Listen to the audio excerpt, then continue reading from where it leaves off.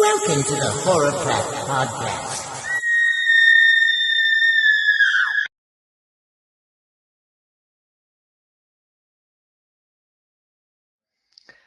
Hello, horror fans. It's me, Cass, and Kylie. And you are in the third installment of Horrorcraft Reviews. Number 3. I feel like we had our Bailey Sarian moment there, but when she used to do the sana, I feel like this is ours. Yep. But we're super excited. So over at Horrorcraft, we do deep dives. We do them in an untraditional way, but we have started doing some reviews of releases coming out, and this one is no different. So we are going to be talking about Grizzly Night. Grizzly Night was sent to us by Kier from Strike Media. Thank you so much. We really appreciate it. But this is a very different type of horror movie, a very humanistic one. Another one? Yes. This is, if you saw our second installment, we talked about We Bury the Dead. And this is very kind of in the same vein of a humanistic approach. So Grizzly Night is about a true story, a very harrowing true story. And that takes place in 1967. So on August 12th, 1967, in Montana's Glacier Parks, a horrible tragedy happens where there is a grizzly bear attack, and turns out that there's just not one that happened, but two, which is something that at that time was unfathomably heard of. And so this story follows it. So, but I will put a quick disclaimer.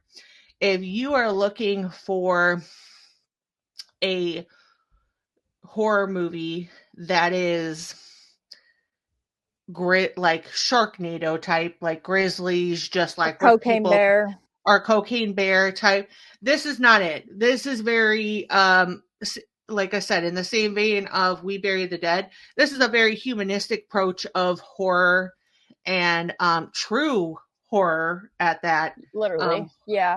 Horrifying situation that happens. This was a beautiful movie. The visuals were absolutely insane. It was gorgeous.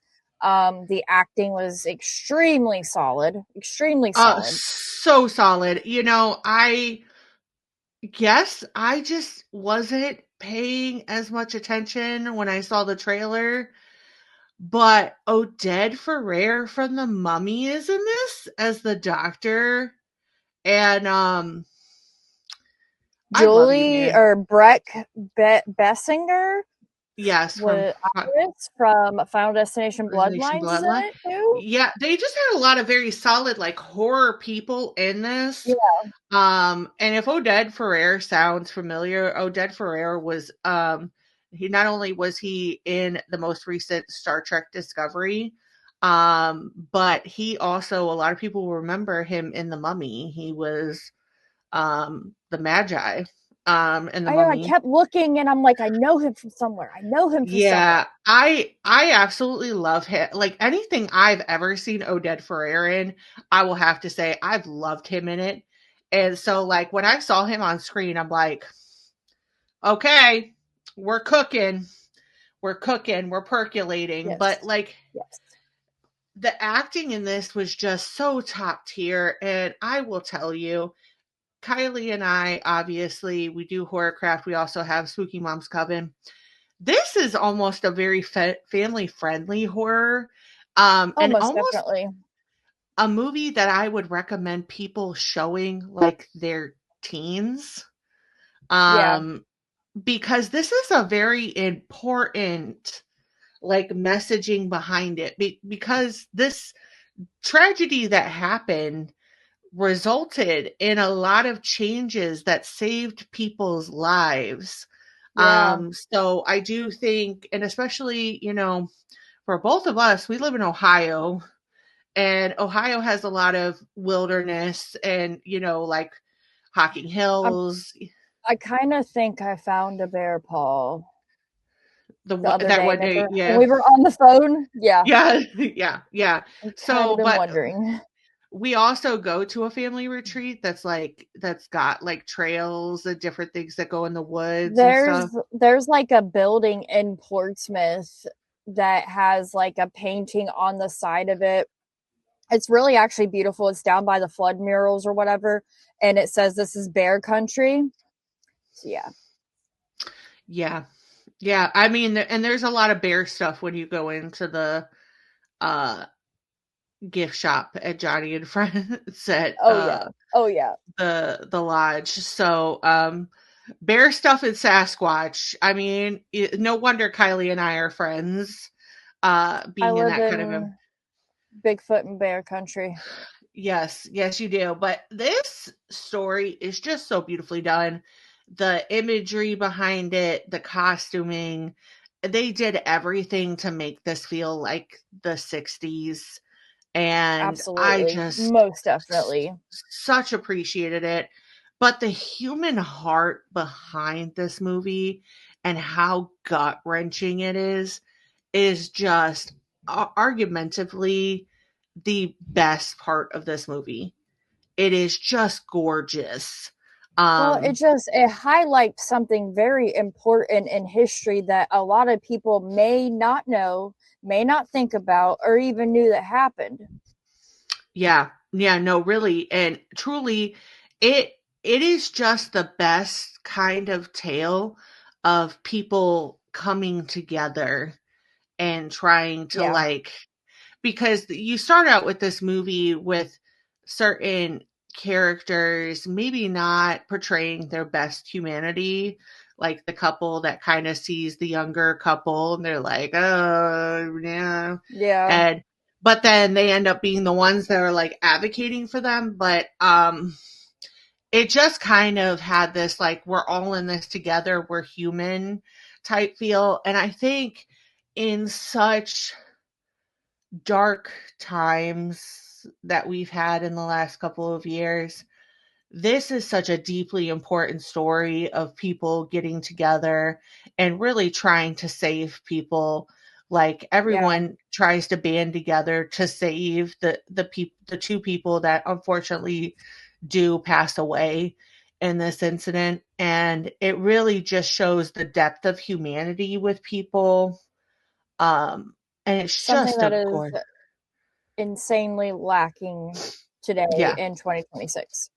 Yeah, and it's just such a beautiful, like, I commend the filmmakers, the actors, everyone behind this for bringing such a tale like this, because this is the horror we really do need. We need things that are connecting with people as much as we love like the art, the clowns, and we need the horror that kind of touches people, the horror that kind of changes people in a way.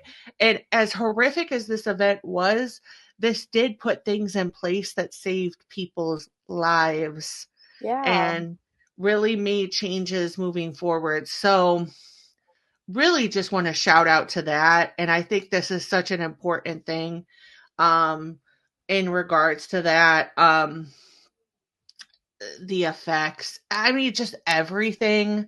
Like, I love how they just did not try to like over amplify this movie either. Like, they kind of made it grounded in the 60s. They didn't really, this wasn't them like cosplaying the 60s. This was really something where I will say, one thing that like does throw you off is the promo image of this movie makes it look like it's just like a bear on a rampage. Yeah, but I think the parts that you do see of the bear, while they may not hold up to other people's expectations, like, the thing is terrifying. I don't know what bear is not terrifying, especially a The grizzly bear, okay? And I like, will. you're camping, you're having a good time, and next thing you know, like, there's a huge grizzly bear like attacking your camp, wanting your food, or attacking one of your friends. Like, that's freaking terrifying.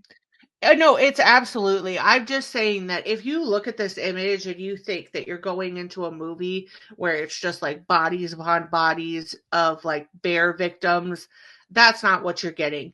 But it is absolutely terrifying. Like there are scenes like the thing that stands out the most to me is the scene with the young couple that is underneath the stars, and you see it at the beginning of the film and then they amplify it on it. But like Yeah. at first I thought it was that he was like ripping the sleeping bag, but then when I realized that he actually was like eating, like gnawing on parts of their Yeah. bodies, that was absolutely horrifying. And bravo, because the subtlety of that when they get into that part is so well done. Absolutely. Um, they could have really gone for the cheap seats in this movie and really over amplified, used like horrible CGI and stuff like that. They really didn't. And Yeah. I really appreciated the human side that they brought to it, because they really kind of, in a lot of ways, let your imagination do the worst. And Mhm. you only really get confirmation of how bad it is when you see the people who are injured afterwards. Yeah. It just was horrifying. I mean, like, they didn't over glorify these injuries either. There wasn't anything that I just felt like was so disrespectful, because I what feel, I did yeah, not, I feel it was a perfect like tribute to the two yes, women that actually, in real life lost their lives, to these bear attacks or whatever. I think it was like a beautiful tribute to them. What? Because I'm sure they are forgotten about by a lot of people, not their family and loved ones, but it was just beautiful. yeah, this is based by a book called Night of the Grizzlies by Jack Olson. And so I really did love, because they do kind of, the outcome of this is then the national park system was forced to make a change where they like how they manage bears and campers, and strict leave no trace policies and Yeah. bear proof containers, different things like that. And I really think in such a time where we do get certain ones that like sensationalize the kind of history behind certain things, this movie did not do that. And there were a lot of really beautiful moments. Like, again, I love Oded Ferrer, and him playing the doctor in this movie made so much sense.